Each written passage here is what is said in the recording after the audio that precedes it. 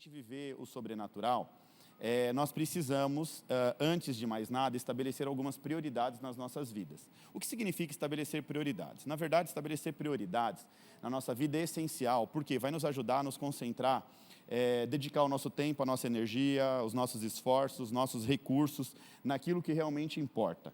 A palavra de Deus diz, o povo de Deus perece por falta de conhecimento. E por falta de conhecimento, o povo tem deixado aquilo que é importante, aquilo que deveria ser prioritário, em segundo plano, tá bom? Então, para que a gente possa chegar lá no final desse ano, nós estamos começando o ano agora, mas é importante a gente planejar, estabelecer algumas prioridades, para que a gente chegue no final do ano colhendo aquilo que a gente plantou o ano inteiro.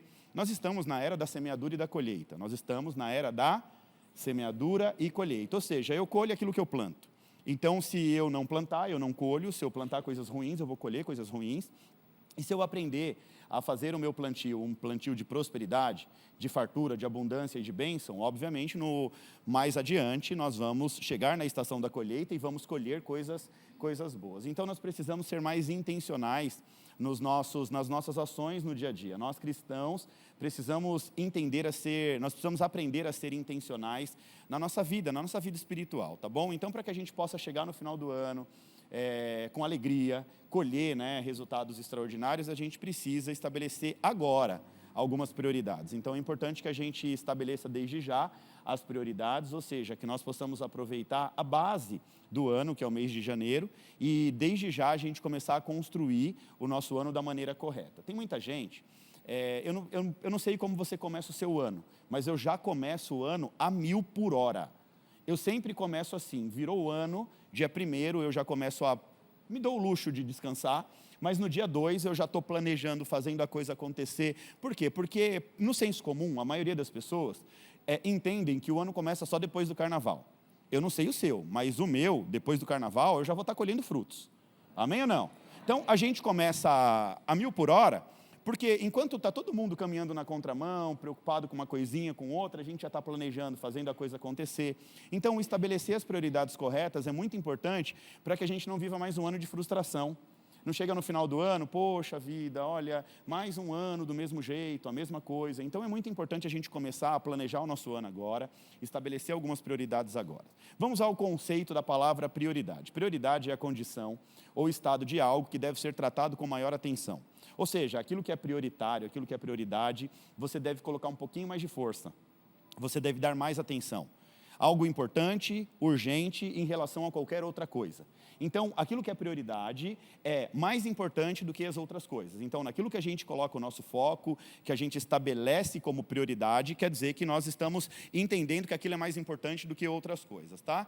Prioridade significa aquilo que vem em primeiro lugar e exige ser realizado antes de outras coisas, de outras tarefas, de outras atividades, devido ao seu valor ou necessidade. Ou seja, estabelecer prioridades é uma maneira de viver com propósito. Tem muita gente que fala assim para mim, pastor, eu quero viver uma vida com propósito. Não tem como viver uma vida com propósito se você não estabelecer algumas prioridades na sua vida, tá bom? Então, olha só, gente, precisamos aprender a evitar desperdício, aprender a evitar, a desperdiçar a nossa energia. Muitas vezes nós colocamos a energia em coisas que não fazem sentido. E a gente acaba roubando o nosso tempo, a nossa força, daquilo que realmente é importante. Então, estabelecer prioridade é o mesmo que alcançar equilíbrio e satisfação em todas as áreas das nossas vidas. Vamos para a Bíblia. A Bíblia nos ensina sobre a importância de priorizar aquilo que realmente é importante. E é claro que a gente não pode fugir do que Jesus diz em Mateus 6,33, que diz assim, priorize, pois, em primeiro lugar, o reino de Deus e a sua justiça, e as demais coisas lhe serão. Então, olha só o conselho de Jesus para mim e para você. Nós precisamos priorizar, colocar em primeiro lugar o reino de Deus e a sua justiça, porque as demais coisas nos serão acrescentadas. Se você crê em Deus e não prioriza o reino, você, na verdade, diz que crê, mas não crê. Porque aquele que crê, prioriza. Aquele que crê, coloca em primeiro lugar a sua vida espiritual, coloca em primeiro lugar, prioriza uma vida com Deus, uma vida de intimidade com o Senhor. E essa foi a instrução que Jesus deu no Sermão da Montanha. Eu não sei se você sabe, mas é justamente no Sermão da Montanha, lá em Mateus 5, 6 e 7, que Jesus nos ensina acerca do reino de Deus. Ou seja, é no Sermão da Montanha que Jesus explica sobre a constituição do reino de Deus. Então, uma instrução dada aos discípulos e à multidão que caminhavam com Jesus. E Jesus estava trazendo aqui uma ideia do que é o reino dos céus aqui na terra. Tá bom? Eu já ensinei isso para vocês, se eu não me engano, na série Princípios do Reino, Códigos do Reino. Na série Códigos do Reino, eu falei bastante sobre a questão da constituição do reino de Deus. E nós precisamos entender uma coisa: reino é uma coisa, salvação é outra coisa. Tá? A maioria dos cristãos confundem reino com salvação. Então, quando a Bíblia fala de salvação é uma coisa e reino é uma outra coisa totalmente diferente. O que é o reino de Deus, pastor Vitor? O reino de Deus é uma nova realidade, uma realidade espiritual que está disponível para os filhos de Deus. Nós precisamos entender, nós estamos na Terra e existe um mundo paralelo que se movimenta e a gente muitas vezes não tem a concepção, o entendimento e a visão que é o mundo espiritual. Tá bom? Na batalha espiritual isso chama-se de paralelismo, ou seja, os mundos que são paralelos entre si. E nesse exato momento existe um mundo paralelo que dita e influencia demais, dita as regras e influencia e muito as nossas vidas aqui na Terra. Então, o reino de Deus é uma realidade espiritual que está disponível para mim e para você. Então, olha só, nós estamos dizendo, eu tenho dito que Deus vai nos fazer viver, experimentar o sobrenatural no ano de 2025. O sobrenatural tem a ver com o mundo espiritual. Ou seja, debaixo da realidade do mundo espiritual, nós vivemos coisas que no mundo natural iria levar anos, anos e anos e anos para viver. Então, nós precisamos aprender a acessar, né, essa realidade do reino no reino, ou seja, no mundo espiritual, na realidade do mundo espiritual. Então, se a gente não aprender a priorizar o que é certo, a gente não consegue alcançar literalmente o que Deus tem para nós aqui na terra, tá bom? O reino de Deus é uma herança para os filhos de Deus, uma herança que aponta para uma recompensa. Então, para que eu possa acessar o reino, primeiro eu preciso aceitar Jesus. Depois de aceitar Jesus, eu preciso andar em obediência às leis desse reino, para que eu possa viver a realidade desse reino. Então, fidelidade e obediência é fundamental para que nós possamos acessar o reino de Deus nas nossas vidas.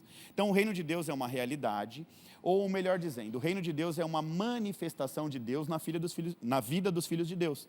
Então, quando a gente fala de reino, a gente está falando de uma dimensão não visível que nós podemos acessar por meio da fé, da fidelidade e da obediência. Por meio da fé, fidelidade e obediência, eu posso acessar o reino de Deus e viver uma realidade espiritual na minha vida física. Está claro até aqui, em nome de Jesus? Então, o reino de Deus nada mais é do que uma recompensa para a vida dos crentes obedientes, fiéis e obedientes. O reino de Deus é uma recompensa na vida dos filhos, os cristãos obedientes às leis e às instruções desse reino de Deus. Essa declaração de Jesus em Mateus 6,33 tinha o intuito, na verdade, de ensinar aos seus discípulos e toda a multidão que acompanhava Jesus sobre a importância de se estabelecer uma prioridade. Então, quando Jesus diz assim, priorize, pois, em primeiro lugar o reino de Deus e a sua justiça, e as demais coisas lhe serão acrescentadas, na verdade, Jesus está dizendo para nós cristãos que nós precisamos estabelecer uma prioridade. Nós precisamos entender o que é importante para que a gente possa acessar o reino de Deus. E que a partir dessa prioridade, nós podemos construir todas as outras áreas das nossas vidas. Então, olha só como Jesus é extremamente didático. Ele diz que nós temos que estabelecer uma prioridade chamada reino de Deus, tá? Esse reino de Deus tem a ver com a nossa vida espiritual, e através dessa prioridade, né, de vida espiritual, de reino de Deus, a gente constrói as demais áreas das nossas vidas, ok, gente? Então, para facilitar o seu entendimento, aqui Jesus estava dizendo, se você quiser viver uma vida de sucesso, coloca como base, como prioridade a sua vida espiritual. Está claro até aqui? Se você quer viver uma vida de sucesso aqui na Terra, você precisa primeiro entender, ou melhor dizendo, priorizar a sua vida espiritual. A sua vida espiritual, ela deve ser a sua maior prioridade. Vira para a pessoa que está do seu lado e fala assim, a sua vida espiritual deve ser a sua maior prioridade. Diga, por quê, pastor? Porque quando a sua vida espiritual é prioridade, você coloca todas as outras áreas da sua vida em equilíbrio. Ou seja, é a partir da sua vida espiritual que você equilibra todas as áreas da sua vida. Quer equilibrar a sua vida financeira? Coloca a sua vida espiritual em ordem. Quer equilibrar o seu casamento? Coloca a sua vida espiritual em ordem. Qualquer área da sua vida depende da sua vida espiritual. E nós cristãos precisamos entender o mundo espiritual, a realidade espiritual, o reino espiritual, e a partir de uma prioridade espiritual, as coisas começam a fluir. O maior problema é que a maioria dos cristãos, eles querem construir uma vida de sucesso, paz e prosperidade através das outras áreas. Enquanto Jesus diz, né? Priorize, pois, em primeiro lugar o reino de Deus. Priorize, pois, em primeiro lugar a sua vida espiritual, e todas as outras coisas lhe serão acrescentadas. Isso aqui é chave do céu para a sua vida, amém ou não amém? Você quer construir um relacionamento de sucesso, você quer conhecer uma pessoa para casar, você quer que a sua empresa dê lucro, a primeira coisa que você precisa é parar tudo, ir lá atrás, olhar para a tua vida espiritual, que deve ser a base da sua vida, e a partir da tua vida espiritual, você priorizar um relacionamento com Deus, e a partir daí, Deus vai colocando a tua vida em ordem. Ou seja, eu priorizo aquilo que é espiritual, e as demais coisas, Deus vai me ajudando, Ele vai acrescentando. Porque se eu começo pela base, é como construir uma casa. Quem já construiu uma casa do zero? Levanta a mão. Comprou um terreno, aí foi lá, levantou uma casa. Você começa pelo telhado a casa? Por onde você começa? Diga, pela base, pelo alicerce, pela fundação. Você percebeu que quando você está construindo a fundação, né, você está construindo, e você não vê resultado? Faz sentido isso para você? Né? A gente quer ver o resultado, a gente quer ver o acabamento, o porcelanato, a pia, o não sei o quê, o granito, o mármore, né? Mas para chegar nesse tempo, você precisa construir uma base bem fundamentada, para que essa casa depois não rache, para que não tenha problema na estrutura da casa. Então, a primeira coisa que eu faço é fundamentar bem a minha construção. A primeira coisa é priorizar um bom fundamento. A partir desse fundamento, eu começo a construir. Uma vida cristã é do mesmo jeito. A gente começa a construir, a gente fica ali louco para ver a parede subindo, mas isso demora. Agora, quando a parede começa a subir, a cada dia que se passa, você vê a evolução dessa obra. Assim é a nossa vida, a gente precisa ter um pouquinho mais de paciência, um pouquinho mais de calma. Então, o que base, fazer com calma, com cautela, viver um dia de cada vez. Então, o que Deus está nos chamando a atenção aqui é que nós temos que priorizar uma vida espiritual. A partir dessa vida espiritual, as coisas vão se encaixando. Priorize, pois, em primeiro lugar o reino de Deus e sua justiça, e as demais coisas lhe serão acrescentadas. Ou seja, tudo que você precisa para viver uma vida excelente na terra é acrescentado a partir da sua prioridade chamada vida espiritual. Está claro até aqui, em nome de Jesus? Se você entender o poder da palavra de Deus e colocar em prática tudo aquilo que está escrito na palavra de Deus, a palavra de Deus, então, a partir daí, tem o poder de trazer equilíbrio para todas as áreas da sua vida. Ou seja, quando eu conheço o poder da palavra de Deus, porque não adianta só conhecer, ok? Tem muita gente que é extremamente conhecedora da palavra, mas não sabe como colocar em prática a palavra. Então, eu costumo dizer que a grande sacada da palavra de Deus é quando nós a aprendemos, temos o conhecimento e aplicamos na prática. É quando a gente torna a palavra de Deus uma verdade absoluta. É quando eu olho para a palavra de Deus e falo, isso aqui é o meu manual, a minha bússola, o meu guia, o meu GPS. Eu não me movo sem a palavra de Deus. Salmo 119, 105 diz, a tua palavra, Senhor, é lâmpada para os meus pés. Ou seja, é sob a orientação da palavra que eu vou construir a minha vida. Então, a prioridade de uma vida de sucesso. Se você quer colher frutos de uma vida cristã, saudável no futuro, você precisa priorizar o reino de Deus, priorizar a sua vida espiritual. Ou seja, a sua vida espiritual deve ser a sua maior prioridade. Diz isso para a pessoa que está do seu lado, sua vida espiritual deve ser a sua maior prioridade. Mas, pastor, eu sou cristão há muitos anos e nunca priorizei. Chegou o tempo de você colocar a casa em ordem, em nome de Jesus, amém? Então é tempo de você parar tudo, recalcular sua rota se for necessário e colocar a sua casa em ordem através de uma prioridade chamada vida espiritual. Se você entendeu o que eu estou te falando hoje, eu posso te dizer que daqui a algum tempo você vai estar colhendo frutos extraordinários. É mais ou menos assim, para ser um pouco mais exato. Antes de construir um relacionamento com uma pessoa, construa um bom relacionamento com Deus. Antes de querer fazer qualquer tipo de coisa, primeiro priorize a sua vida espiritual. A partir da sua vida espiritual, Deus vai colocando a casa em ordem. Por isso que talvez a sua vida ainda não andou para frente em algumas áreas. Talvez a vida financeira está patinando, porque você prioriza demais aquilo que não é para estar priorizando. Na verdade, esse é um costume da nossa natureza carnal, da nossa natureza humana. A Bíblia diz que nós somos seres tricotômicos, ou seja, dotados de corpo, alma e espírito. E aquilo que é mais importante nas nossas vidas é o que a gente menos dá valor.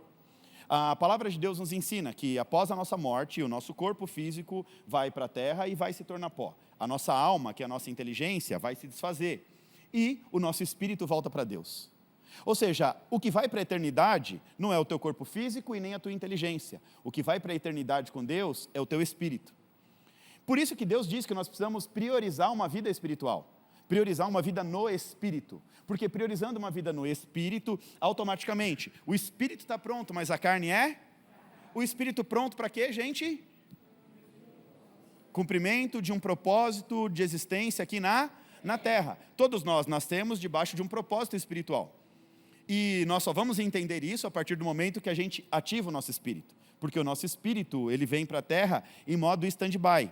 E Deus, ele permite com que algumas coisas aconteçam para que a gente ative o nosso espírito. Muitas vezes, Deus permite a dor, para mostrar que Ele é que vai te libertar da dor. Deus permite uma doença para mostrar que Ele é a cura. Deus permite faltar algo na sua mesa para mostrar que Ele é a tua provisão. E tudo isso é uma maneira de você trazer consciência de que Deus é Ele que te criou, Ele que te tornou filho e Ele que dá sentido para a tua vida.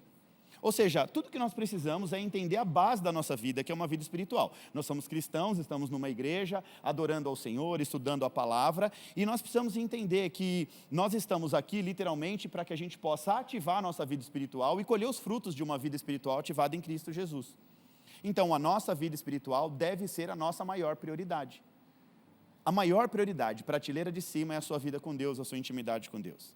Priorizar o reino de Deus significa colocar Deus no centro da nossa vida. Priorizar o reino de Deus significa viver de acordo com os princípios espirituais. E quando você prioriza o reino de Deus e coloca o reino de Deus como prioridade na tua vida, automaticamente a promessa é que Deus coloca a tua vida em ordem. Ou seja, quando você estabelece a prioridade correta, a partir daí Deus começa a colocar ordem na tua vida. Deus começa a trazer equilíbrio, plenitude, abundância. Quando eu digo Deus coloca em ordem, é o mesmo que Deus cuida das suas necessidades. Quando você prioriza o seu relacionamento com Deus, o que Deus faz? Deus cuida das suas necessidades. Ou seja, quando você entende o básico e faz o básico bem feito, lembra do que eu sempre digo? Gente, a gente não precisa mais inventar a roda, porque a roda já existe, a gente precisa aprender a fazer a roda girar. A gente quer ficar inventando coisas, sendo que já existe tudo, Deus já deixou tudo pronto e preparado para mim e para você. Agora, a gente só precisa priorizar aquilo que é importante para que Deus venha colocar a nossa casa em ordem. Quando a gente fala, Deus cuida das necessidades, aquilo que a gente se preocupa tanto, comer, beber e se vestir, ter uma casa, ter um carro, tudo isso são as necessidades que Deus diz que nós teríamos na terra e que Ele supriria se nós colocássemos a nossa prioridade em Deus. Ou seja, tudo que você precisa para viver bem nessa terra está condicionado à sua maior prioridade, que é a sua vida espiritual. Então, vamos colocar em nossas mentes que a nossa maior prioridade, a gente precisa começar o ano pensando nisso. Estamos estudando a palavra de Deus, então a nossa prioridade é construir um relacionamento íntimo com Deus. É priorizar literalmente a nossa vida espiritual. Em João 10:10, Jesus diz assim, eu vim para que vocês tenham vida e vida em abundância. Ou seja, Deus ele quer dar coisas boas aos seus filhos. Jesus veio para que Deus pudesse nos dar vida e vida em abundância. E nós precisamos tomar posse disso. Olha o que diz em Mateus 7:11. Presta atenção nos detalhes que você vai entender. Ora, se vós, sendo maus, sabem dar boas dádivas aos vossos filhos, quanto mais o vosso Pai que está no céu dará coisas boas a vocês. O que isso quer dizer? Para você experimentar as dádivas, o que é dádiva, gente? Quem sabe me dizer? Diz, bênção. Isso. Algo dado de graça, que a gente não precisa pagar preço nenhum para ter. É claro que, mais ou menos, porque nós precisamos, no mínimo, andar em fidelidade e obediência para que nós possamos receber as dádivas do Senhor. Então, Deus condiciona a sua fidelidade, a sua obediência e a sua prioridade ao reino para que Ele te dê presentes do céu. Bênçãos, dádivas. Tudo que Deus quer é que nós andamos em prioridade com aquilo que realmente importa na nossa vida, que é a nossa vida espiritual. O nosso relacionamento com Deus. Então, quando eu me relaciono e eu priorizo esse relacionamento com Deus, a Bíblia diz que Deus derrama dádivas, bênçãos, presentes dos céus para as nossas vidas. Mateus 22:36 diz assim, mestre, qual é o maior mandamento da lei? Quem sabe me dizer qual é o maior mandamento da lei?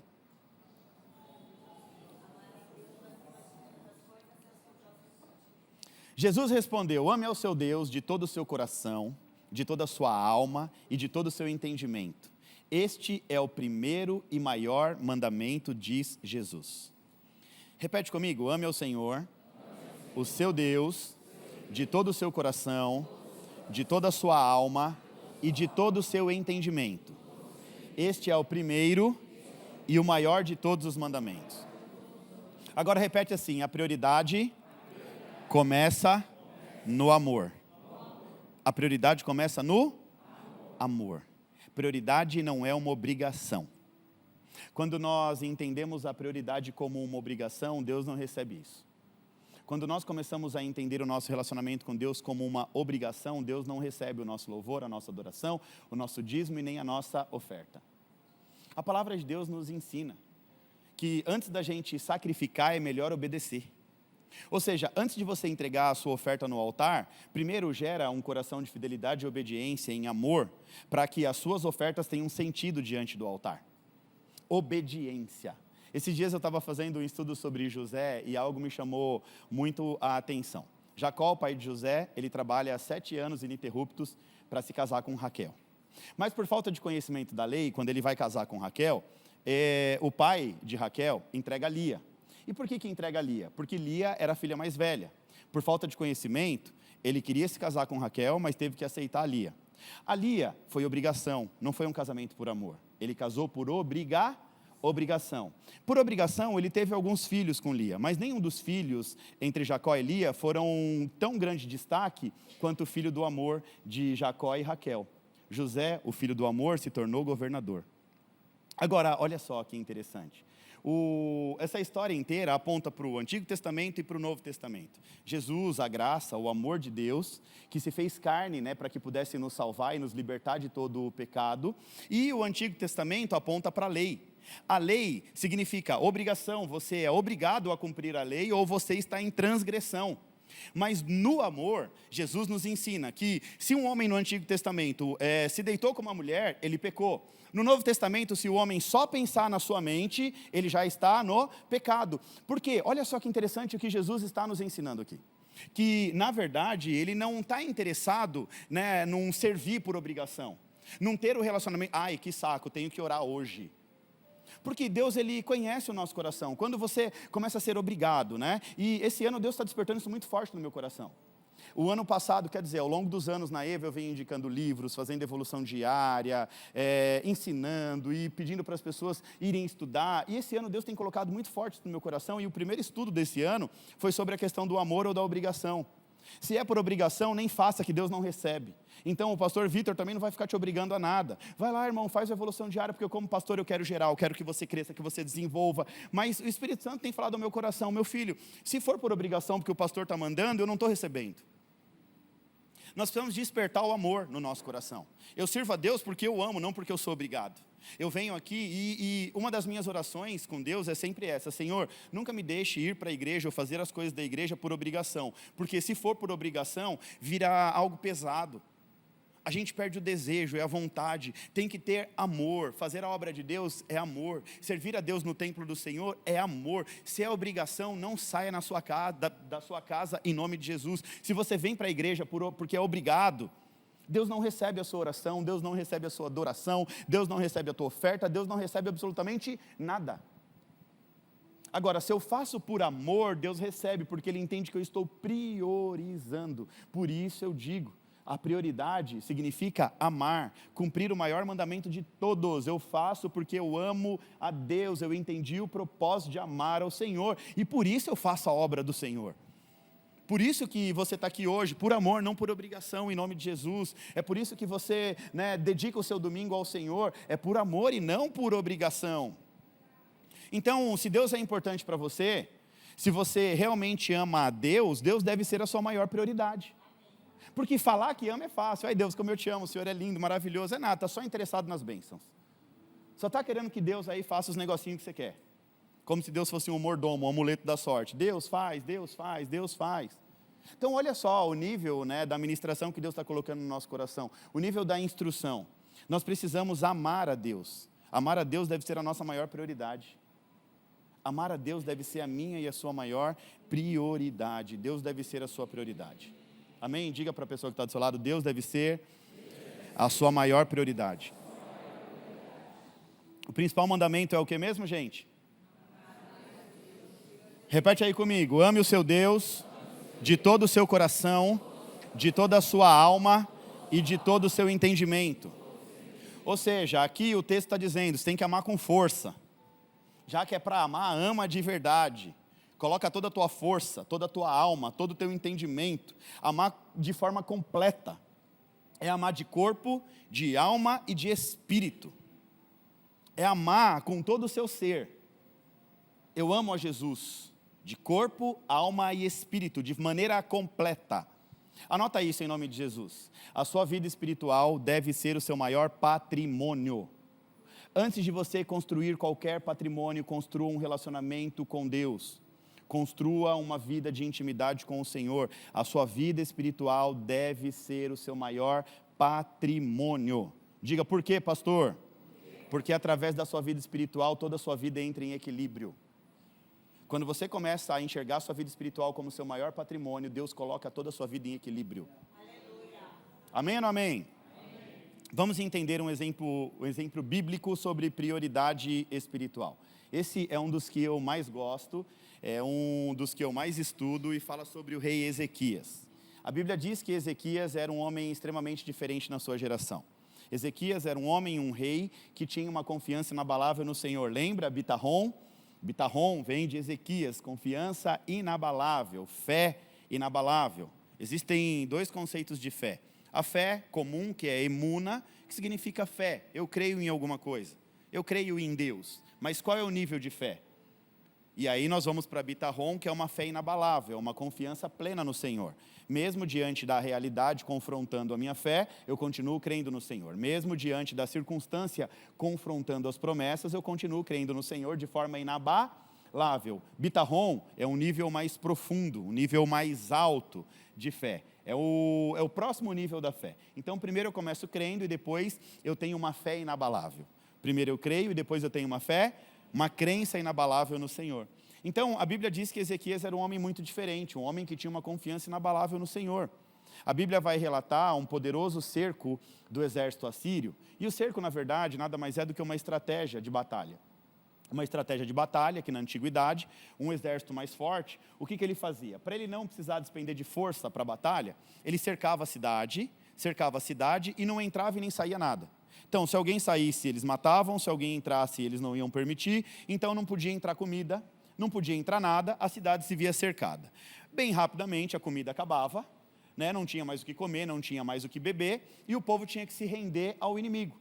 E o inimigo, na verdade, o que queria? O exército assírio e o exército babilônico, na verdade, quando eles vêm subjugar o povo de Deus, eles não vêm para destruir o povo de Deus. Na verdade, eles queriam que fosse uma espécie de escravidão, como no Egito, só que de uma maneira diferente. Você vai ser escravo, mas não vai levar o nome de escravo. Então você vai trabalhar, você vai pagar um imposto pesadíssimo para mim, eu quero a sua força de trabalho, eu quero colher o fruto da tua terra. Você trabalha, colhe, me dá uma parte do que você colheu, daquilo que você plantou, e está tudo certo, eu vou subjugar sobre você. Então isso é literalmente uma estratégia militar, que também é uma estratégia espiritual, que ao longo dos milênios o inimigo vai só cercando. A Bíblia diz que Satanás, o inimigo das nossas almas, está ao derredor, buscando a quem possa devorar, tragar. Ou seja, o inimigo está ali esperando, você dar a primeira brecha para ele poder entrar na tua vida. Então, esse cerco, essa estratégia, era uma estratégia muito forte na antiguidade, uma estratégia de batalha para vencer o inimigo sem precisar levantar a espada. Era uma maneira de vencer uma guerra sem precisar ir para o confronto, sem precisar desperdiçar tanta força. Só que a Bíblia diz que Ezequias era um homem temente a Deus, e ele não teme ali o grande exército assírio. Ele confia no Senhor, e ele vai vencer uma batalha sem precisar lutar. Incrível, aos olhos naturais, uma batalha vencida na força, olha só que interessante, na força da confiança. A Bíblia diz que Ezequias, ele era um rei piedoso, que confiava plenamente no Senhor. Olha o que o texto diz, 2 Reis 18, versos 1 ao 5. No 3º ano do reinado de Oséias, filho de Elá, como rei de Israel, Ezequias, filho de Acás, se tornou rei de Judá. Quando isso aconteceu, Ezequias tinha 25 anos de idade. Ele governou 29 anos em Jerusalém. A sua mãe se chamava Abia e era filha de Zacarias. Segundo o exemplo do seu antepassado, o rei Davi, Ezequias fez tudo aquilo que agradava ao Senhor. Ele destruiu os altares pagãos de adoração, quebrou as colunas de Baal e derrubou o poste ídolo, também fez em pedaços a cobra de bronze que Moisés havia feito e que era chamada de Neustã. Até aquela época o povo de Israel queimava incenso em honra dela. Ezequias confiou no Senhor, o Deus de Israel. Judá nunca teve um rei como ele, nem antes e nem depois daquela época. Esse homem reina e se torna um grande destaque. Ezequias era sinônimo de confiança, diga, confiança. Um homem que confiava plenamente e verdadeiramente no Senhor. Aí o texto diz que Ezequias decide seguir os passos de Davi, um dos seus antepassados. E ele é considerado um dos melhores e maiores reis que Judá teve em toda a sua história. Quando Ezequias assumiu o reinado, a primeira coisa que ele fez, diga, a primeira coisa, priorizar aquilo que era espiritual. A primeira coisa que ele fez, ele começa um reinado restabelecendo, restaurando, priorizando os valores espirituais da nação de Israel. Os valores espirituais da nação de Israel haviam sido esquecidos. O templo estava numa ruína, o povo já não priorizava mais o relacionamento com Deus. Ele percebe que o povo estava debaixo de um jugo, de uma maldição espiritual. Então a primeira coisa que ele vai fazer é restabelecer, priorizar, restaurar os valores espirituais de uma nação. A adoração a Deus havia sido esquecida. Páscoa já não era mais celebrada, não tinha mais celebração, um rito comum para aquela época. 2 Crônicas 29, do 3 em diante, diz assim: no primeiro mês do seu reinado, Ezequias abriu os portões do pátio do templo e mandou consertar. Depois mandou chamar os sacerdotes e os levitas para uma reunião no pátio leste e no templo, e disse: levitas, escutem o que eu vou te dizer. Purifiquem-se a vocês mesmos e purifiquem ao templo do Senhor, o Deus dos nossos antepassados. Tirem do templo tudo que é impuro. Os nossos antepassados foram infiéis ao nosso Senhor e rejeitaram e fizeram aquilo que Deus considera mal. Viraram as costas para o templo onde Deus mora, deixaram de adorá-lo, fecharam os portões do templo, apagaram as lamparinas e deixaram de queimar incenso e oferecer ao Deus de Israel sacrifícios que costumavam ser completamente queimados no altar que ficavam à frente do templo. Por isso, o Senhor ficou irado com o povo de Judá e de Jerusalém. E o que ele fez? Deixou todos chocados e horrorizados. E então todos começaram a zombar de nós, como vocês bem sabem. Os nossos pais foram mortos na guerra. Os nossos filhos e as nossas filhas e as nossas mulheres foram levados embora como prisioneiros. Agora eu resolvi fazer uma aliança com o Senhor, o Deus de Israel, para que ele pare de ficar irado conosco. Portanto, meus filhos, não sejam relaxados. Eu gosto disso, Jesus, como eu amo a palavra de Deus. Porque o povo de Deus, vamos falar um negócio para você, em suma maioria é um povo relaxado. É um povo que faz tudo de qualquer jeito, faz tudo pela metade. A palavra de Deus diz assim, ó, deixa eu dar um time aqui. Tudo que você colocar a sua mão, faça como se fosse para o Senhor. Tudo que você colocar a sua mão, faça como se fosse para o... O povo de Deus faz tudo de qualquer jeito. Precisa entender o conceito da excelência. Eu já fiz uma série aqui só sobre excelência, um princípio espiritual para as nossas vidas. Nós, povo de Deus, deveríamos fazer tudo com extrema excelência. Shalom, a paz. Nós damos a paz do Senhor, que significa shalom. Shalom significa tudo em ordem, tudo limpo, tudo organizado, nada fora de lugar. Nós precisamos deixar, isso aqui eu não posso deixar de falar. O povo de Deus precisa deixar de ser relaxado naquilo que tange a obra do Senhor. Faz de qualquer jeito. Vou lá tocar para o Senhor, sobrou esse tempinho aqui, vou lá, entrego. Vou lá pregar uma palavra, aí vai lá e entrega qualquer coisa. Vou lá, hoje é dia de eu limpar a igreja, aí vai lá, vê o cantinho sujo e vai deixando. Você acha que Deus não está vendo a forma como você está fazendo a coisa para Ele, a obra dEle? Olha que Ezequias percebe, que o povo está enfrentando a ira do Senhor porque estavam fazendo a obra de Deus de maneira relaxada. Ele tem que fazer uma reunião com os levitas, com os sacerdotes e falar, está tudo errado, gente, vocês não estão vendo aqui dentro, não? Tem um monte de poste sagrado, ídolo, a serpente de bronze, que Moisés fez no deserto com o intuito, virou uma deusa, e o povo está queimando aqui incenso para ela, está uma bagunça, vocês não estão vendo isso aí não? Vamos, meu povo, acorda para a vida em nome de Jesus. Eles não usavam esse termo em nome de Jesus ainda, estava no Antigo Testamento.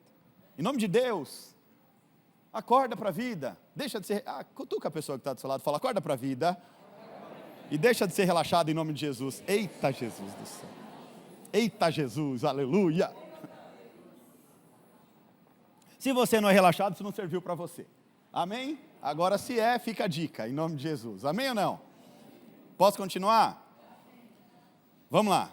Meus filhos, não sejam relaxados, pois o Senhor os escolheu para que vocês sirvam no templo. Ele chama os levitas e fala assim, e aí? Até quando vai ficar fazendo a obra de qualquer jeito? Deus te escolheu, meu filho, para fazer a obra no templo. Você está fazendo de qualquer jeito. A ira de Deus recaiu sobre a gente pode mudar essa geração. Para que ajudem nos cultos de adoração e para que queimem incenso em honra ao Senhor. Ezequias assume o reinado e a sua maior prioridade, diga, maior prioridade, foi restabelecer os valores espirituais de uma nação. Gente, é muito importante salientar que quando Ezequias assume o reinado, como é que ele assume? Diga, situação caótica, repete comigo, reino dividido, nação exilada, povo destruído, momento conturbado, guerra, crise política, crise social e secularização da cultura. Resumindo tudo, estava uma bagunça só. Ele conta a história, né? Os nossos pais foram mortos, os nossos filhos foram levados escravos, o templo do Senhor está um relaxo só, uma bagunça só, está tudo errado, está tudo destruído. Ele assume um reinado numa época que ninguém queria assumir um reinado. Caiu na mão dele um reinado destruído, dividido, rebentado, Deus já não era mais prioridade. A mente do povo estava secularizada pela cultura da época, ou seja, a cultura dos assírios começam a predominar sobre a vida do povo hebreu, entra uma cultura estrangeira e pagã na vida do povo de Deus.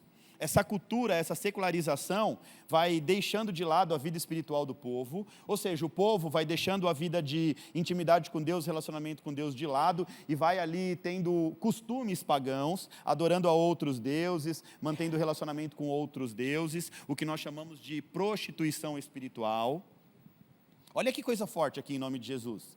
Deus vai ficando em segundo plano, Deus já não é mais prioridade, Deus vai sendo esquecido e o povo vai ficando à sua própria sorte. O povo vai ficando à sua própria sorte e tem que experimentar a ira de Deus.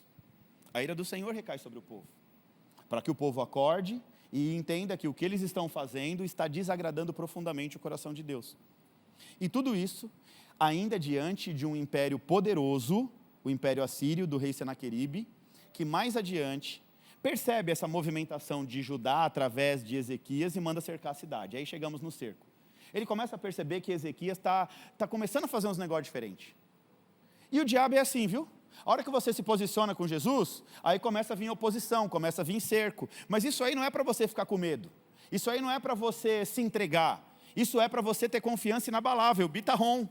Ou seja, na hora que Satanás começa a fazer as gracinhas dele, você já começa a se amedrontar. Ai Deus, olha, está difícil. Eu comecei a fazer a sua obra, olha quanto levante. Ô crente, me ajuda, vai. O inimigo vai se levantar, é o papel dele. E deixa eu te falar mais, talvez vai até gerar um escândalo aqui, Deus permite ele se levantar. Para você vencer esse coisa ruim aí.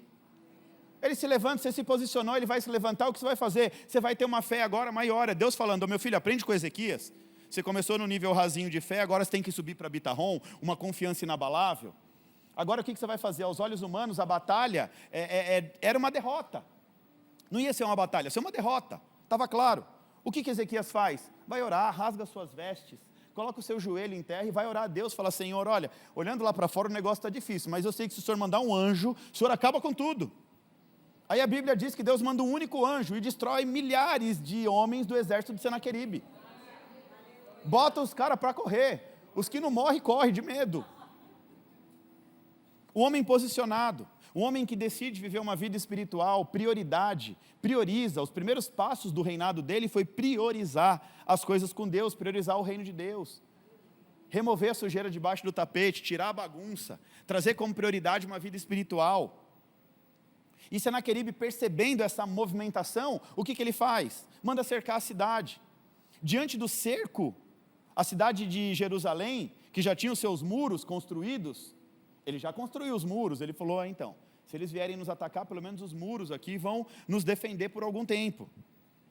E ele vai restabelecendo a fé do povo em Deus, fazendo o povo clamar, buscar a presença de Deus. Ou seja, através de Ezequias, o povo de Deus vai experimentar mais adiante uma colheita farta do Senhor. Ezequias, ele entende que diante de tanto caos, era o momento de trazer de volta as práticas dos bons costumes.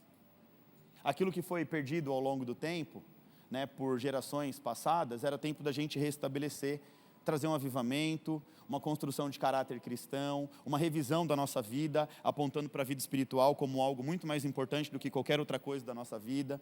Então esse homem, ele começa a reconstruir, ele começa a trazer de volta a presença do Senhor para o meio do povo. Ele começa a gerar caráter espiritual, caráter de homem e mulher de Deus na vida do povo de Deus. O povo de Deus que ao longo do tempo vai se perdendo na sua fé, vai se perdendo nos seus costumes, vai se perdendo, né, nessa secularização mundana, nessa cultura a qual nós vivemos. Ah, não, isso aqui é cafona. Eu costumo dizer que eu sou o maior cafona de todos, porque eu só prego o que é cafona aos olhos do mundo, porque eu prego a palavra, a verdade bíblica. Isso aqui não tem muito ibope lá fora. O ibope é você ficar falando coisinhas que o povo gosta de ouvir, é trazer um evangelho de conveniência, que agrada o coração, mas não gera transformação.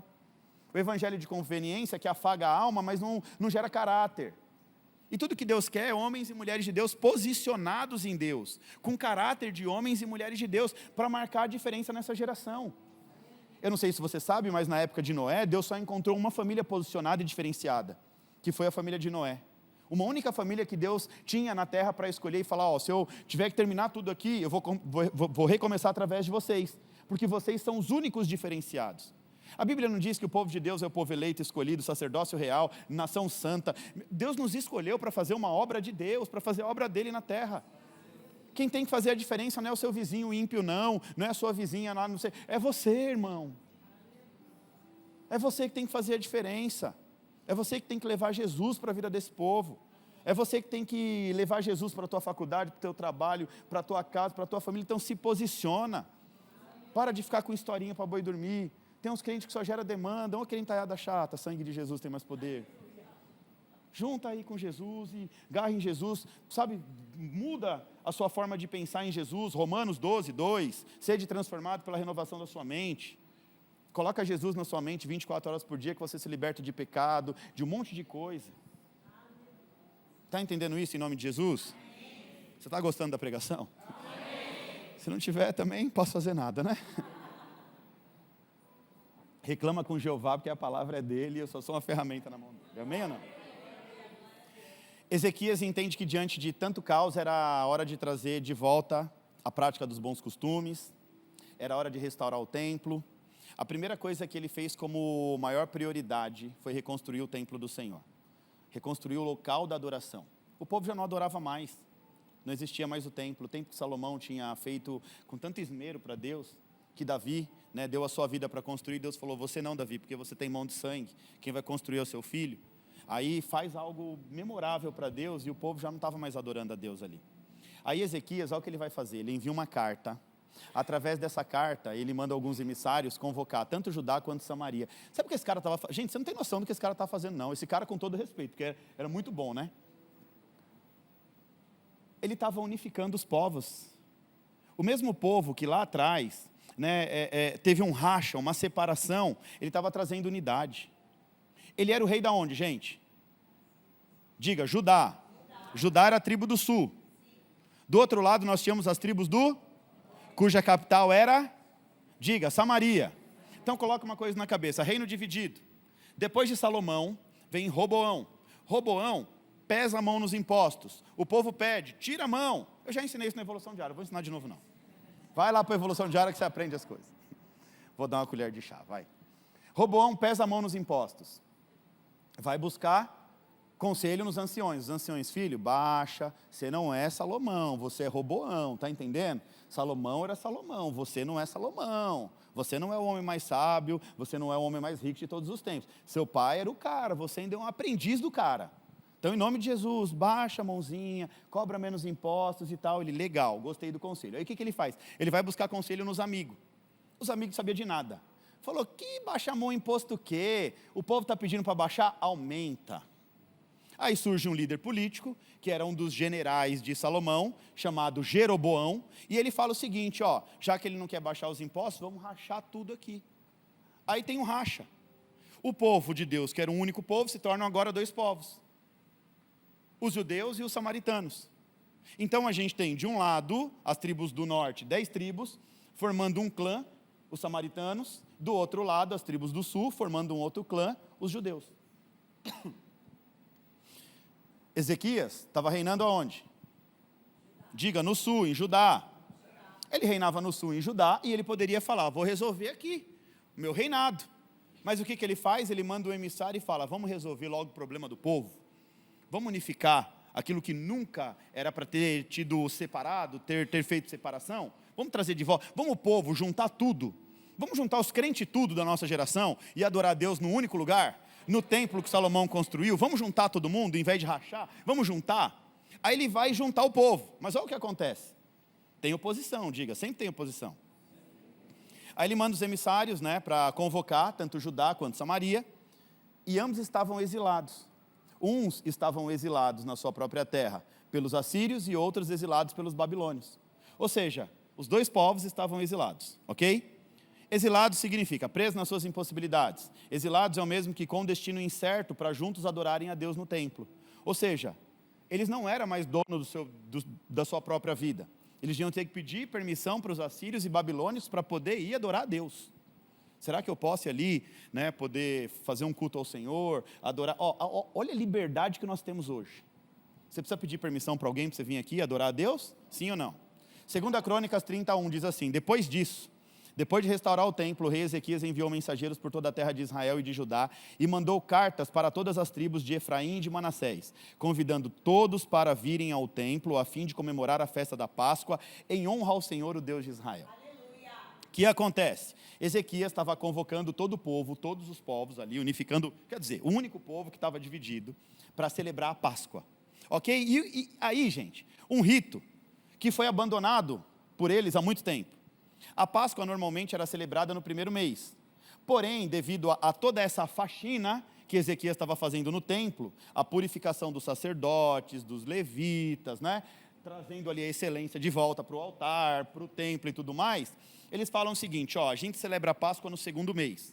Vamos deixar o templo preparado, depois a gente celebra a Páscoa. O que fica claro e evidente aqui? Primeiro se coloca a casa em ordem e depois tem a celebração. Tem gente querendo celebrar antes de ajustar, querendo celebrar antes de arrumar as coisas. Mas Deus está dizendo para mim e para você, primeiro a gente põe a casa em ordem, depois a gente festeja, depois a gente celebra. Celebrar antes de colocar a casa em ordem não é compatível. Você está querendo uma coisa, mas primeiro você tem que fazer outra. E aqui esse rei vai ensinar, antes da gente celebrar, antes da gente se reunir, da gente adorar, da gente cantar, da gente fazer a Páscoa, sentar à mesa com o Senhor, primeiro a gente põe a casa em ordem. Aí o verso 2, 3 e 4 diz assim, o rei Ezequias e altas autoridades, os moradores de Jerusalém, tinham concordado em comemorar a festa no segundo mês do ano, porque não tinham podido fazê-lo no tempo marcado, isto é, no primeiro mês. Isso porque os sacerdotes que se haviam purificado eram poucos. Eu estou vendo a nossa geração. Muitos são chamados, mas poucos são escolhidos. Muitos são chamados, mas poucos aceitam viver o seu chamado com propósito. Pensa num problema seríssimo da nossa geração. São vocacionados, pessoas com vontade e desejo de fazer a obra de Deus até tem, mas que vão estudar, buscar informação, marcar presença para poder um dia assumir uma responsabilidade em prol do reino de Deus, poucos. Pouquíssimos. Eu estou vendo aqui a nossa geração todinha, gente. Isso aqui foi escrito há mais de 3.000 anos atrás. E serve para o nosso tempo atual. É forte isso, né? Não podiam fazer, por quê? Eram poucos. Os sacerdotes que se haviam purificados eram poucos. Tinha pouco sacerdote para atender a demanda do povo. E o povo não havia se reunido em Jerusalém. Então Ezequias entende que a reabertura do templo e a celebração da Páscoa não poderia ser feita de qualquer jeito. Ele entende que tem que ter uma purificação, uma faxina, uma limpeza, que tinha que trazer de volta, né, o relacionamento com Deus, que tinha que ter uma prioridade. Gente, eu vou falar uns negócios aqui, pronto, é culto de ensino, mas eu preciso falar, porque senão se eu não falar, eu não vou dormir essa noite. Jesus do céu, me ajuda. Tem muita gente quebrando a cara, e vai continuar quebrando a cara. Entra em relacionamento onde a prioridade nunca foi o reino, nunca foi a Deus. Entra em sociedade, mas a prioridade nunca foi Deus. Aí é por isso que fica quebrando a cara o tempo inteiro. Então, em nome de Jesus, acorda, é hora de você trazer como prioridade aquilo que verdadeiramente é importante para a tua vida. Antes do seu casamento dar certo, crente, prioridade espiritual, prioriza a sua vida com Deus. Antes de qualquer coisa na sua vida dar certo. Eu já falei, o que eu prego é cafona. Porque talvez o que você quisesse ouvir aqui era totalmente diferente. Não, vai dar tudo certo, ano de 2025 vai ser o melhor ano. Vai ser melhor, desde que você aprenda a construir esse ano. Desde que você consiga estabelecer as prioridades corretas para a sua vida. E em nome de Jesus, me escuta um pouquinho, vai, para ver se vai para frente essa vida aí, em nome de Jesus. Porque eu quero que você vá para frente. Esse lugar é um lugar que dá destino. O pastor Vitor, a maior intenção aqui é poder te ajudar, fazer você andar para frente. Esse é o meu chamado, esse é o meu legado, te ajudar a andar para frente. Construir, crescer, desenvolver, sabe? Aqueles que estão levando a sério o que estão aprendendo aqui, estão conseguindo andar para frente. Então leva a sério em nome de Jesus. A gente está aqui tentando mudar a direção e o rumo de um povo que anda perdido, vagando de um lado, vagando de outro. Deus nos chamando para relacionamento, Deus nos chamando para priorizar reino, e a gente fica priorizando tudo menos o reino. Prioriza tudo menos aquilo que é importante. Essa vida só vai começar a andar para frente a hora que você entender o que é prioridade. Prega para o crente do seu lado, porque você é profeta, mas com cara de profeta, sem risadinha. Fala assim, a sua vida só vai começar a andar para frente quando você entender o que é prioridade. Amém ou não amém? Tem que priorizar, gente. Prioriza aquilo que é importante. Prioriza aquilo que é importante. Seu maior patrimônio é a sua vida espiritual. O seu maior patrimônio nessa terra é nutrir uma vida espiritual de santidade, equilibrada com o Senhor em nome de Jesus. Aqui Ezequias manda arrumar casa, aí pega os sacerdotes e vai, faz aquela coisa toda. Manda mensageiro para tudo quanto é lugar. Para tudo quanto é lugar. Samaria, e manda para lá e para cá. O convite de Ezequias, a Bíblia diz que foi bem aceito por uns e motivo de zombaria de outros. Uns aceitaram de bom grado, vamos celebrar Páscoa. Outros começaram a zombar. Verso 6 em diante, os mensageiros obedeceram a ordem do rei e levaram cartas do rei e também as cartas das altas autoridades por toda a terra de Israel e de Judá. E eles diziam, povo de Israel, voltem para o Senhor, o Deus de Abraão, o Deus de Isaque, o Deus de Jacó, e assim ele voltará para vocês que escaparam do poder dos reis da Síria. Não sejam como seus antepassados que foram infiéis ao Senhor. Foi por conta dessa infidelidade que Deus destruiu, como vocês estão vendo com seus próprios olhos. Não sejam teimosos. Vira para o crente do seu lado e fala, não seja teimoso. Aleluia, Jesus. Não seja teimoso, crente. Fala para o crente do seu lado. Não seja teimoso, crente. Não seja teimoso como seus antepassados, mas sejam obedientes ao Senhor. Voltem ao templo que Ele separou para a sua adoração para sempre. E adorem a Deus a fim de que Ele pare de ficar irado com vocês. Você não entendeu ainda que essa ira está vindo por causa da infidelidade e da desobediência? Se vocês voltarem para Deus, então os inimigos que levaram seus parentes e os seus filhos como prisioneiros terão pena deles e vão deixar eles voltar para casa, pois o Senhor, o nosso Deus, é bondoso, misericordioso e os aceitará se vocês voltarem para Ele. Os mensageiros foram por todas as cidades das tribos de Efraim e de Manassés, chegando até o território da tribo de Zebulon no norte. Mas todos riram e caçoaram deles. Virou motivo de chacota. Porém, algumas pessoas das tribos de Asser, Manassés e de Zebulon se arrependeram e foram até Jerusalém. Portanto, no segundo mês do ano, muitas pessoas foram até Jerusalém para comemorar a festa da Páscoa. E era uma multidão enorme de pessoas. Olha os detalhes disso aqui, gente. A carta que Ezequias enviou por meio de seus mensageiros tinha como principal mensagem, repete comigo, retorno, humildade, arrependimento. Ele dizia assim, retornem aos caminhos do Senhor, sejam humildes e se arrependam, para que Deus tenha misericórdia de vocês. Mediante a esse chamado, fica claro e evidente como as pessoas percebem a palavra de Deus por meio dos homens de Deus. Uma parte zombam do chamado. Para uns o chamado é ridicularizado. Que ridícula essa carta que você está mandando, motivo de zombaria. A mensagem era ridícula, cafona. Mas em contrapartida, para outros, o chamado é levado a sério. Para outros a coisa é séria. Aí a Bíblia diz que eles se purificam, se humilham diante de Deus e vão ao templo prestar uma adoração ao Senhor. Em resumo aqui, gente, quem escuta a palavra e pratica tem a sua vida mudada. Quem recebe a palavra tem a sua vida transformada. Mas, infelizmente, nem todo mundo escuta, recebe e vive a transformação da palavra. Lembra da parábola do semeador? Lucas capítulo 8, vamos lá, dá tempo? Dá. Certo homem saiu para semear. E quando estava espalhando as sementes, algumas caíram à beira do caminho. Foram pisadas pelas pessoas e comidas por passarinhos. Outras sementes caíram num lugar onde havia muitas pedras. E quando começaram a brotar, as plantas secaram porque não havia umidade. Outra parte caiu no meio dos espinhos, que cresceram junto com as plantas e as sufocaram. Mas algumas caíram em terra boa, diga terra boa. As plantas cresceram, produziram 100 grãos para cada semente. 100 por 1. Quando a semente cai em terra boa, o fruto vem a 100 por 1. Você sabe o que é a semente e o que é a terra, né? O que é a semente? Diga, a palavra. E o que é a terra? Se a semente, que é a palavra de Deus, for lançada em terra boa, tem fruto a 100 por 1. A gente sabe que a multiplicação do reino é 30, 60 e 100 vezes mais. Aqui, na parábola do semeador, diz que uma semente, aqui, o texto diz aqui, ó, algumas sementes caem em terra boa, e essas plantas crescem e produzem 100 grãos para cada semente, ou seja, uma semente, 100 frutos. E Jesus termina dizendo, quem quiser, que ouça. Quer ouvir? Ouça. Não quer? Não ouça. Jesus. Depois o bravo é o pastor Vitor, tá vendo? O semeador aqui quem é, gente? Digo, o mensageiro. O mensageiro é aquele que leva a palavra para o povo, aquele que transmite a palavra.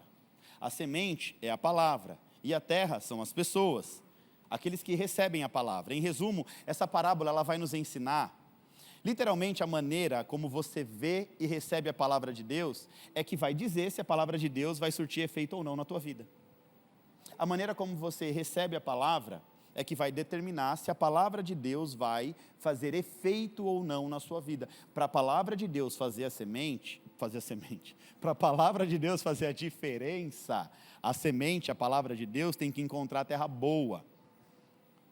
Se a terra do seu coração for dura, cheia de pedra, for uma terra toda contaminada, não recebe a semente da maneira correta. Para algumas pessoas, a palavra se perde no meio do caminho e nem penetra na mente. Ô, gente, isso é muito sério, gente. Isso é muito sério. Isso é muito sério. Às vezes eu fico vendo, eu estou pregando, hoje o povo está acordado. E é interessante que domingo, que é para estar ativado, está com sono. Quarta-feira está, acho que eu vou ensinar, sei lá o que acontece. Tem uns que ficam dormindo. Aí eu falo, gente, é uma batalha espiritual. Porque quando a pessoa está ali, desconecta, tal, a semente não está nem entrando na mente. Está assim, ó. Isso quer dizer, literalmente aqui, são pessoas que a semente vai se perdendo no meio do caminho. A palavra vai se perdendo, porque você está desconectado com o ambiente da palavra. E esse é um mal que você pode fazer para a tua vida. Tem uns irmãos que eu já falei, toma um energético, toma um pré-treino, faz de conta que você vai vir para a academia. Academia da palavra, vem para cá, toma um pré-treino, aí você fica ligadão, aí ouvindo tudo. Amém ou não amém? Amém. Pronto, amém. Gente, é sério isso. Aqui, trazendo para a nossa realidade, infelizmente tem gente que está tão desconectado no ambiente da palavra, que a palavra não entra na mente, ela se perde no meio do caminho, vai para qualquer lugar. Aí a pessoa sai daqui, o que foi que ele estava falando mesmo hoje? Falou uns negócios lá, mas o que foi mesmo? Porque essa palavra não penetrou na sua mente. Para outras pessoas, até aceitam com alegria, mas não perseveram na fé e abandonam rapidamente.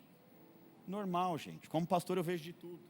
Tem gente que chega aqui, aquele fogo do Espírito, aquela coisa, aleluiado, como diz a irmã Daniela. Aleluiado, ó, gostei dessa. O irmão está só na glória. 2 meses, 3 meses, cadê? Já foi.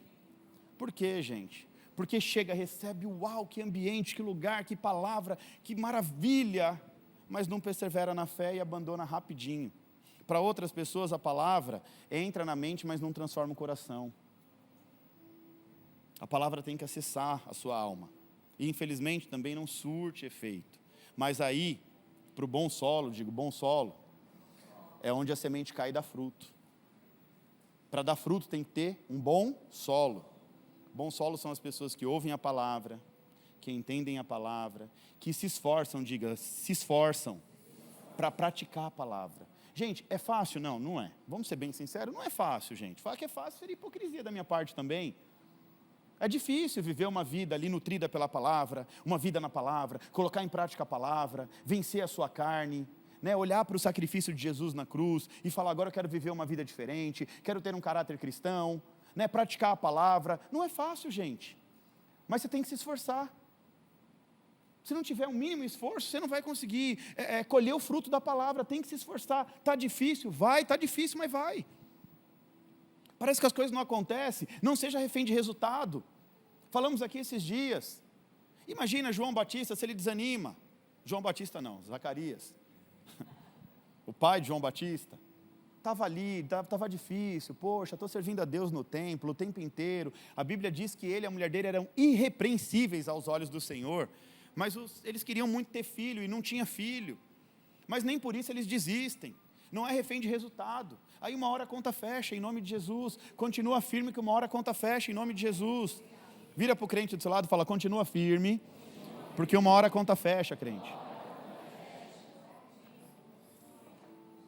E aí, na hora que a terra está boa e preparada, aí a semente começa a germinar, começa a gerar fruto. E aí a palavra nos promete 100 por 1, 100 por 1. Se você quiser colher o fruto da palavra, você vai precisar confiar na palavra, se render a Deus, se render aos planos de Deus, para que a sua vida possa ser restaurada. Mas antes de qualquer coisa, você precisa priorizar aquilo que é espiritual. Fala para a pessoa do seu lado, prioriza a sua vida espiritual em nome de Jesus. Aí o texto termina dizendo que o povo se reuniu no templo, prestou culto no templo, um culto digno ao Senhor, porque tem culto ruim, viu, gente? Quem faz o culto? O pastor? O louvor? É o povo. Tem dia que vocês estão numa preguiça que só o sangue do... Vocês gostam, né? Tem dia que é uma preguiça, é um negócio que eu falo, Jesus, que é isso, Jesus? Vira para o crente do seu lado e fala assim, já que vai prestar um culto, que seja digno. Ele merece o melhor. O culto não é para você, viu? O culto é para Deus. É, isso aí. Se for para você, você faz do seu jeito, mas para Deus melhor isso aí, né? Como é que foi que Ezequias diz aqui? Não seja relaxado com a obra de Deus. Relaxado é fazer a coisa de qualquer jeito. Não, tem uns cultos aqui que eu falo, eu vou ter que pregar mesmo nesse culto, Deus. Os irmãos não... Eu olho para o louvor, tem dia que dá uma dó deles. Aí eu falo assim, gente, Jesus, os irmãos estão ali se entregando. E vai lá na sala do pastor, aí o pastor ministra, vamos com tudo, gente. Deus vai bradar hoje na igreja e tal. Aí os irmãos ficam assim, olhando para a cara. Aí outros irmãos não estão nem aí para nada. Deus está vendo tudo, viu? Na hora da prestação de conta, dia 20 e tal, do mês de tal, vamos conversar. Aquele culto foi muito relaxado, viu, meu filho? Amém ou não? Amém. Melhora, tu é crente, em nome de Jesus. Né? E com alegria.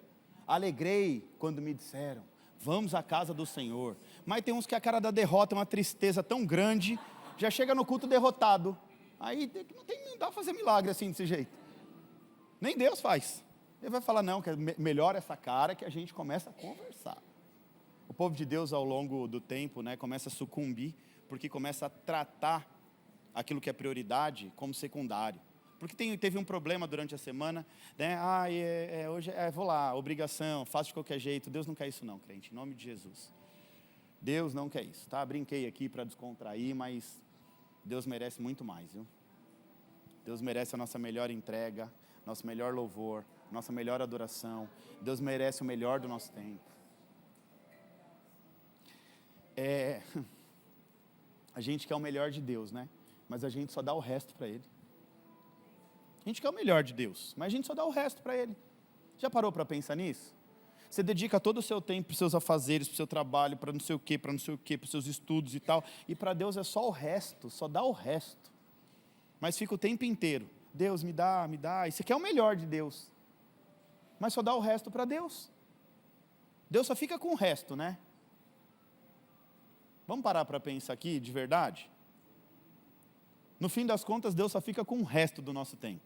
Com aquela oração fajuta antes de dormir, pedindo proteção para não ter ataque espiritual. Aquela oração fajuta antes de sair para trabalhar. Deus me protege, Deus me...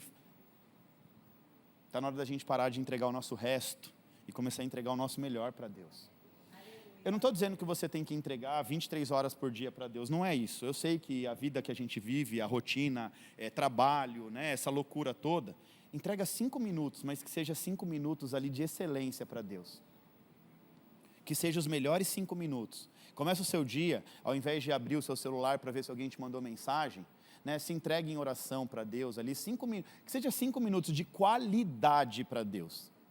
Hoje eu estava conversando com um rapaz, tem um rapaz lá no meu condomínio, a gente começou a fazer amizade na academia, e ele treina fora, mas ele gosta de 1, 2 vezes por semana só para ficar conversando comigo.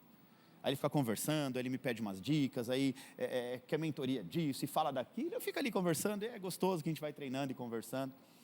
E aí ele começou a falar que a minha vida, a minha família, as minhas filhas é um exemplo para ele, para a filha dele, e ele falando da nossa família, e dizendo que assistiu o culto da virada, e que não sei o quê, e nem crente hein?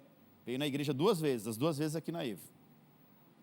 Aí começa a tomar como referência e quer viver uma vida que agrade ao Senhor, né? E a gente vai vendo o mover de Deus, como é que Deus vai trabalhando, né, na vida das pessoas, através das nossas vidas, e aí ele estava falando assim para mim, né, pastor, depois que eu comecei a te ouvir, eu comecei a entender que eu não estava sendo assim um bom pai, porque eu estava com os meus filhos, mas eu estava com os meus filhos no celular resolvendo as coisas da empresa. E ontem, ele teve um tempo com os filhos e ele falou, foram 30 minutos. E ele com o olho cheio de lágrimas, ele disse, foi os melhores 30 minutos da minha vida com os meus filhos. Sabe por quê? Porque eu peguei meu celular, deixei de lado, coloquei no silencioso e fui brincar com os meus filhos. E fui brincar, e fui curtir os meus filhos. Ou seja, ele se desligou dos afazeres um pouquinho, para cuidar, para ter um tempo de qualidade. Para ter um tempo de qualidade com os filhos, um tempo olho no olho, vendo o que realmente está acontecendo. Enquanto eu vou ministrando, Deus vai falando no meu coração, Deus quer tempo de qualidade. Uma das linguagens de amor de Deus é tempo de qualidade. O povo de Deus não tem mais tempo de qualidade com Deus. É tudo muito rápido, é uma geração fast food.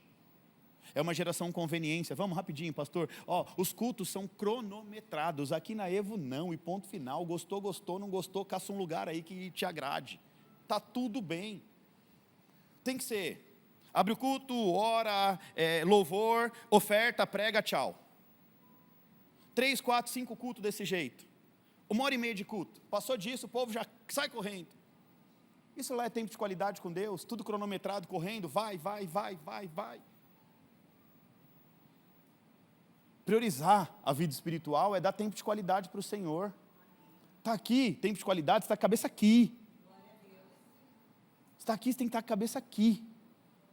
Você está à mesa sentado com seu marido, com a sua esposa, com seus filhos, com as suas filhas, esteja lá. Está no seu trabalho, faz tudo o que tiver que fazer na hora certa, seja produtivo no seu trabalho. Isso é gerar tempo de qualidade, entendeu? E o povo de Deus não tem tido mais tempo de qualidade com Deus. Por isso que eu falo, tem uns cultos que é ruim. A expectativa na palavra, o que vem do céu para mim hoje, mas o que você está entregando para o céu? Lembra que o culto tem 2 principais momentos? O primeiro momento é as nossas atitudes aqui provocando o céu, e o segundo momento do culto, a hora da palavra, é o céu entregando resposta para a terra. Por isso que eu digo, a gente precisa ter prioridade, qualidade, olhar para Deus, sabe, priorizar. Senhor, para mim é uma honra te servir. Para mim é maravilhoso poder servir o Senhor aonde o Senhor me colocou para servir. Que alegria é poder te servir, Senhor. Que alegria é poder fazer a tua obra. Que alegria é poder proclamar o seu nome. Que alegria é poder falar do amor de Jesus para uma pessoa. A gente aprende para ensinar. Essa foi a minha oração quando eu era leigo na palavra. E eu achava que Deus não escutava algumas coisas. Eu lembro que uma vez eu fiz uma oração, eu falei, Deus, eu quero tanto aprender a tua palavra. Eu quero tanto aprender. Porque eu não sabia. Eu estava disposto a pagar para me ensinarem a Bíblia. Uma vez eu procurei um pastor muito sábio na palavra.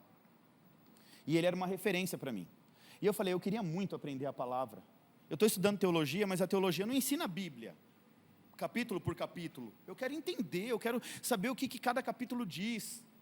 Me ajuda? Ele, cara, não dá, porque eu tenho os meus afazeres, os meus cursos que eu tenho que fazer e vender e tal. Porque se for para parar 1 hora para te dar aula, eu vou ter que te cobrar uma mensalidade de uns 5 mil por mês. E aí eu comecei a pensar quanto eu podia pagar. E eu falei, se ele me cobrasse uns 2, eu ia pagar. Porque para mim ia ser muito útil aquela instrução, mas eu não tinha condição de pagar o que ele me pediu. E ali eu fui buscar. E aí era a teologia e o Google, e vamos estudar, e vamos buscar informação, e livros, e enfiar a cara ali e tal. E a minha oração para Deus foi, Deus, me ensina para eu poder ensinar. Eu sei que na minha condição tem muita gente que não sabe nada na época, e que gostaria de aprender. Quantas vezes eu abri a Bíblia e não entendia nada e queria desistir? Não dá, não quero, não aguento. Ia chorar, porque eu não entendia. Eu falava, Jesus, é muito difícil. Aí ia buscar outras traduções e tal, até que Deus começou a destravar o conhecimento. E aí por causa de uma oração, sem pretensão nenhuma, Deus, me ensina para eu poder ensinar, porque eu sei que na minha condição tem muita gente querendo aprender. E assim, o meu maior orgulho é encontrar pessoas com desejo de aprender para eu poder ensinar. Meu maior desejo é ver pessoas que querem aprender a palavra para poder ensinar a palavra, para poder viver uma virada na vida. Vamos voltar para o texto para eu terminar. Então Ezequias reúne o povo no templo, presta um culto digno. Depois que eles prestam um culto digno, a Bíblia diz que Deus perdoa o povo e abençoa o povo. Primeiro eu entrego e depois Ele cuida de mim. Ação e reação. O mundo espiritual é reativo. Ele reage às nossas ações na terra. Eu entrego o meu melhor para Deus e Deus entrega o melhor para mim. Tudo que Deus quer é que nós possamos agir da maneira que agrade o coração dEle. O texto termina dizendo assim, a alegria foi tamanha na cidade de Jerusalém, desde o templo de Salomão. Gente, desde o tempo de Salomão, eu não sei especificar quantos anos aqui, mas foram muitos anos. Nunca havia acontecido algo assim. Ou seja, Deus derramou a glória dele naquele culto. Foi um culto cheio da presença de Deus. Um culto onde a mão do Senhor operou na vida do povo. Que há muitos anos não acontecia aquilo. Precisou vir um rei com desejo de fazer uma grande reforma, priorizando uma vida espiritual, limpando o templo de adoração, trazendo os levitas, os sacerdotes à consciência. Gente, vamos parar de fazer a obra de Deus de maneira relaxada, coloque o seu coração e vamos. E aí desde os tempos de Salomão, não se via um culto como aquele. Aí o texto diz, os sacerdotes e os levitas de pé, pediram bênção para o povo de Deus, e Deus do teu santo lar lá no céu, ouviu a oração e atendeu o pedido deles. Um culto que agrada ao Senhor chama o coração. Um culto que agrada a Deus atrai o coração de Deus para abençoar o teu povo. E aí aquilo, lembra do que eu falo? Palavras no ambiente espiritual, no ambiente profético se tornam decretos. Eram os sacerdotes declarando bênção e Deus atendendo o pedido e derramando bênção sobre a vida do povo. Porque o que Deus estava vendo estava agradando o coração dele. E tudo isso nasceu do quê? Diga, de prioridade. Qual foi a prioridade? Espiritual. Ele olha para a vida do povo e fala, o povo está distanciado de Deus, vamos priorizar o que é importante. O povo voltou a priorizar as coisas de Deus e Deus voltou a abençoar o seu povo. Fala para a pessoa que está do seu lado, volta a priorizar aquilo que é de Deus, que Deus volta a te abençoar. Não, mas fala isso de novo, volta a priorizar as coisas de Deus, que Deus volta a te abençoar também, meu filho, minha filha, em nome de Jesus. A prioridade de Ezequias foi uma prioridade espiritual. E essa prioridade espiritual mostra que o destino de um reinado, o destino de um povo, é definido já nas primeiras atitudes de um rei. O destino da sua vida no ano de 2025 vai ser definido a partir dos primeiros passos do ano de 2025. Ou seja, é nos primeiros passos, nos primeiros dias do ano, que vai definir literalmente o que será o seu ano de 2025. Sabe o que isso quer dizer? Se Deus for o primeiro... fala isso para a pessoa que está do seu lado, porque isso aqui... Fala assim, se Deus for o primeiro na sua vida, você não precisa se preocupar com o que vem na sequência. Se Deus for o primeiro na sua vida, você não precisa se preocupar com aquilo que vem na sequência. Se Deus é o primeiro, a vitória está garantida. Se Deus é o primeiro, a vitória é certa. Se Deus é o primeiro, a dádiva vem do céu, o presente vem do céu. Se Deus é o primeiro, meu irmão, você não precisa se preocupar com o que vem na sequência. Porque a Bíblia diz em Mateus 6,33, aonde? Diga, Mateus 6,33. Grave esse versículo aí em nome de Jesus. Priorize, busque, pois em primeiro lugar o reino de Deus, sua justiça, e o que vem depois vai ser acrescentado. Depois, o que vem na sequência não vai precisar se preocupar. Prioriza aquilo que é importante, porque o que vem na sequência não vai precisar se preocupar. Tudo começou aonde mesmo? Diga, cenário caótico, reino dividido, nação exilada, povo destruído, momento conturbado. Mas fala com voz de profeta, está com sono já? Ainda falta 1 minuto para terminar o culto, vai. Eu tenho que falar mais devagar. Vocês é que tem que acordar, gente, aleluia. Estou acelerado, é isso? Anotar, sabe o que você faz para anotar? Vou falar, aí você assiste de novo, entendeu? Vai ficar gravado, você pega no YouTube, assiste, anota os detalhes, entendeu? Repetição. Tudo começou com um cenário, diga, caótico. Reino dividido. Nação, agora sim, aleluia. Cenário caótico. Reino dividido. Nação exilada. Povo destruído. Momento conturbado. Guerra. Crise política. Crise social. Secularização da cultura. Mas termina em festa e em adoração.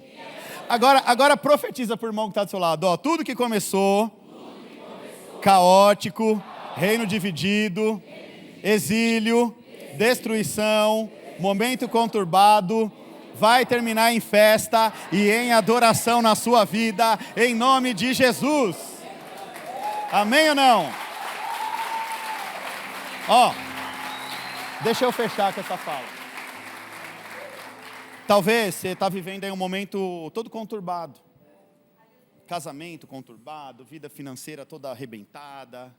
Olha o que Deus está nos ensinando aqui. Não importa qual é o momento, qual é a dificuldade, qual é a crise.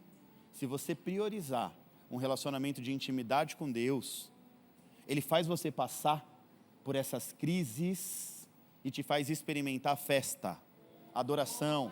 E não era qualquer coisa. Desde os tempos de Salomão, ou seja, algo grande. Eu não falei que Deus estava preparando algo grande para nós? Ou seja, se você prioriza o reino de Deus, o que começa ruim termina em festa. Fala para o crente do seu lado, se você prioriza o reino de Deus, aquilo que começou ruim vai terminar em festa. Termino dizendo, recitando o Salmo 133, versículo 12. Repete comigo, feliz da nação, feliz da casa, feliz da família, cujo o Senhor é Deus. Aqui está o segredo. Aqui está o segredo do sucesso de um povo. Aqui está o segredo do sucesso de uma nação, de uma família, de uma casa. Prioriza a sua vida espiritual. Prioriza o seu relacionamento com Deus. Coloca Deus em primeiro lugar na sua vida. Feliz da casa, feliz da família, feliz da igreja, feliz da nação, cujo Deus é o Senhor. Amém? Se coloque de pé em nome de Jesus.